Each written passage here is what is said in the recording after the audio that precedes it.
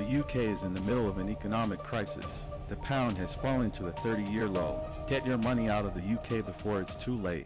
Welcome to Traders Never Sleeps. We talk about everything that is about stocks, forex, and investing. In this video, we're going to talk about the impending collapse of the UK economy. Now, this is something that a lot of people are worried about, and rightfully so. The UK economy is in a lot of trouble, and it doesn't look like things are going to improve anytime soon. It's no secret that Europe, and particularly the UK, has been having a bad year. This is one of the worst inflation rate in the history of the world. This is the second time that the British pound has hit double digits in a row.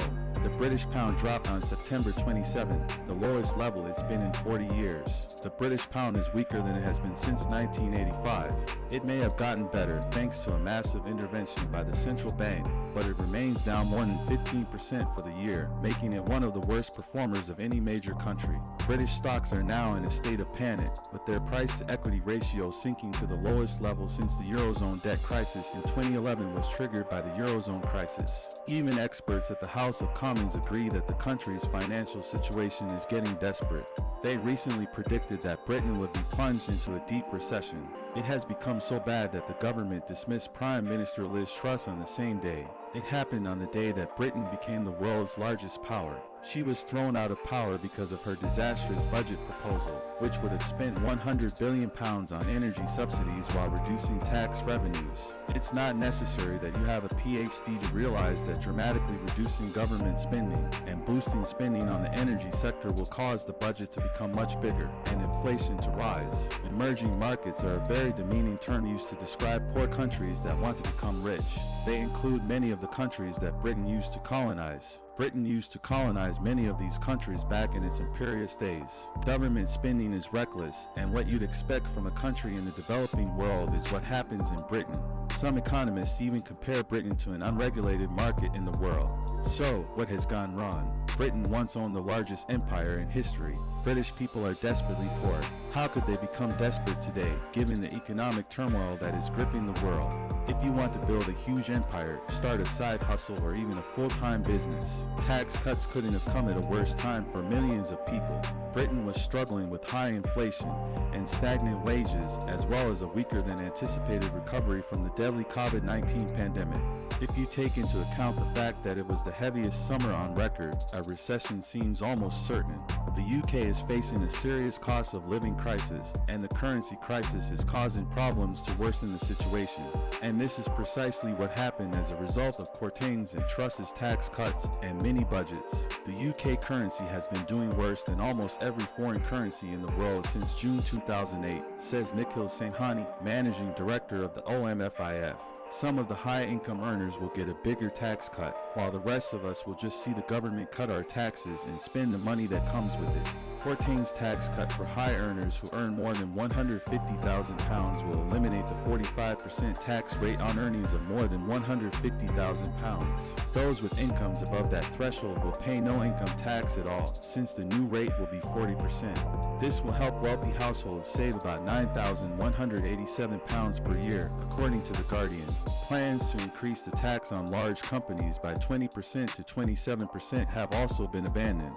The money will be used to reinvest, create jobs, raise wages, or pay dividends which support our pensions. By cutting taxes, British citizens will spend more money, and that's exactly what the system should do if they start to have problems. Investors say the new tax cuts are so absurd and foolish that they are rushing to sell their British assets, whether it be bonds or pound sterling.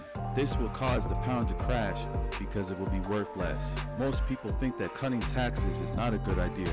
It's tough to predict what the economic consequences will be for the UK because it's hard to predict what will happen because of the tax cuts. Mark Blyth, director of the William Rhodes Center for International Economics and Finance at Brown University, told Vox that the British pound is dropping because investors are realizing that the risk inherent in the asset is much higher than was thought before, thanks to Trussonomics. After being announced, the UK government sold off more than £65 billion worth of bonds to restore orderly market conditions and bring about a flotation of the government's pension scheme.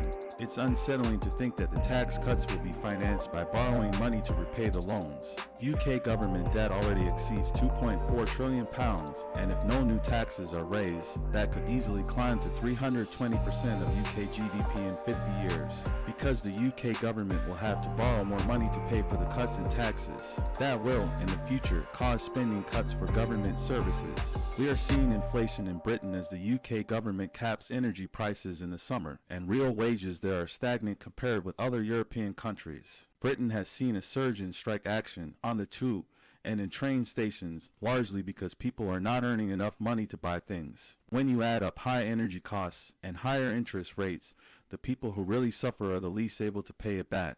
IMF members said the UK government should stop imposing tax cuts for the wealthy on Tuesday, which shocked everyone by saying it wasn't wise. It added that Britain's borrowing costs would rise even further if it lowered its tax rates. The IMF warns that the tax cuts will create more inequality by targeting the help that wealthy people receive and by rethinking the tax measures that benefit high-earning individuals. It is astonishing that a global lender would say so harshly to a nation that is already a big borrower. IMF officials often say harsh things about emerging market countries, but not often about G7 nations. There is a broader problem in Europe that needs to be addressed. If there is no punishment for the workers, it's easy to consider it just an eccentric example of British behavior, like a show starring Mr. Bean or The Nightmare on the Mount in Monty Python. It's another massive example of how the UK is doing something very wrong, similar to the disastrous Brexit vote that has already harmed the UK economy by raising the living costs of its citizens by about 3%.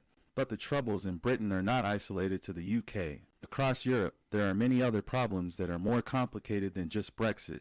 Putin's war in Ukraine has prompted a huge increase in the cost of energy. It has also led to a huge rise in interest rates. Europe depends more heavily on Russian gas and oil than the rest of the world.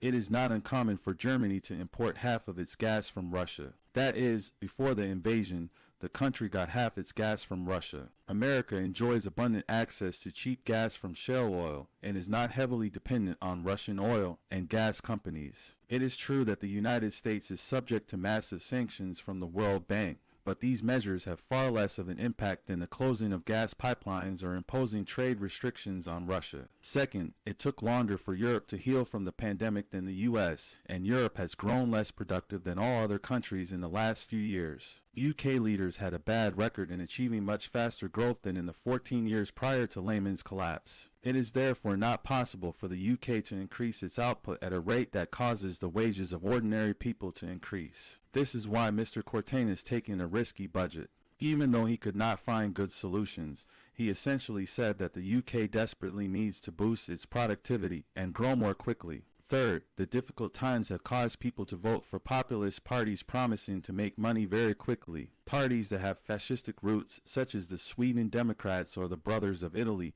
have seized power in their countries. What do these parties propose to fix? What would they do to solve this problem? Blame foreign people and politicians for the problems that the UK is facing and promise to punish hardline illegal immigrants. What Britain needs is a focus on structural policies to help deliver more productive growth. These policies require reforms in the markets that supply goods and services, as well as investments in people, infrastructure, and technology. Europe's Recovery Fund, set up to help members after the Eurozone crisis, has succeeded in urging member states to make serious reform plans. There are many promising ideas that could help, like digitizing government services, investing in clean energy, and funding basic research that will help improve productivity. Italy's former ECB boss had a plan like that.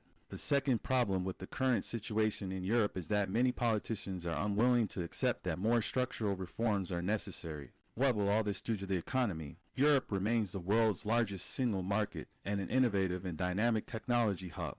Americans have more advanced education and have much better access to health care at decent prices. Europe has become an increasingly attractive market for many foreign companies, as well as a place where the largest companies are based. When it comes to tackling climate change and controlling the internet and big companies, Europe is setting a good example for other countries to try to emulate. Slow-growing economies are one reason why companies cannot easily locate in Europe.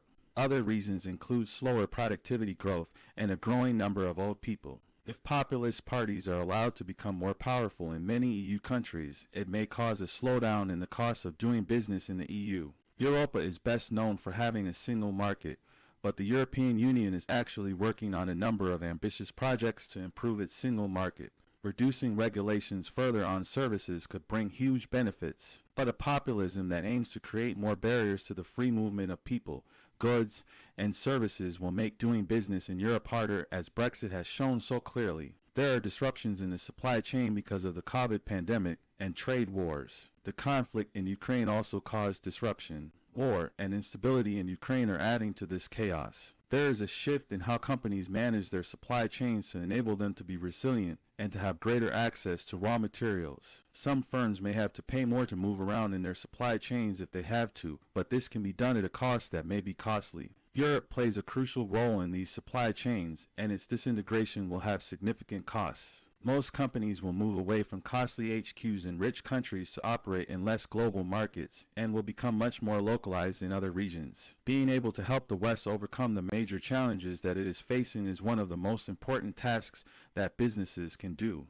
In order to tackle global warming and low economic growth, it is crucial that business and politicians cooperate to make the necessary long-term investments to ensure prosperity. It is not sufficient to solve all the problems that we are facing if markets are not used in an innovative way. We need a new global Marshall Plan that is centered around green technology. It is possible. It is a reality. It is more than a pipe dream. In 2016, scientists from the U.S. and several other nations delivered 600,000 doses of COVID vaccine in record time. West has come together to protest Putin's land grabs in Ukraine. But policies that will lead to good growth will take a long time, and the government will not make it easy for people to tax themselves and waste time by throwing red tape and other costly reforms at them. The United Kingdom is on the brink of an economic collapse. The country is mired in debt, and its currency is under severe pressure. The situation is so dire that the International Monetary Fund has warned that the UK could soon be forced to leave the European Union. This would be a disaster for the UK economy, as it would lose access to the EU's single market. The UK government must take action to avoid this scenario.